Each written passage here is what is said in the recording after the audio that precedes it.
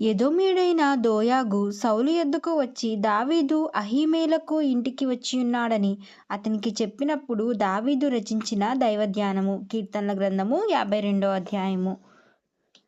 శూరుడా, చేసిన కీడును బట్టి నీవెందుకు అతిశయపడుచున్నావు? దేవుని కృప నిత్యముండును. మోసము చెయ్యువాడా, వాడిగల మంగళకత్తివలె నీ నాలుక నాశనము చెయ్యనుద్దేశించుచున్నది.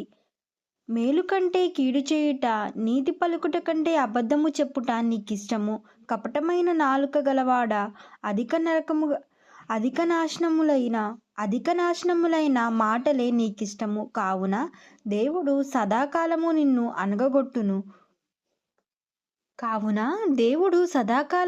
అనగగొట్టును. నిన్ను పట్టుకొని ఆయన నీ గుడారములో నుండి నిన్ను పెళ్లగించును. సజీవుల దేశములో నుండి నిన్ను నిర్మూలము చెయ్యును. నీతిమంతులు చూచి భయభక్తులు కలిగి, ఇదిగో దేవుడు తనకు దూరముగా ఉన్న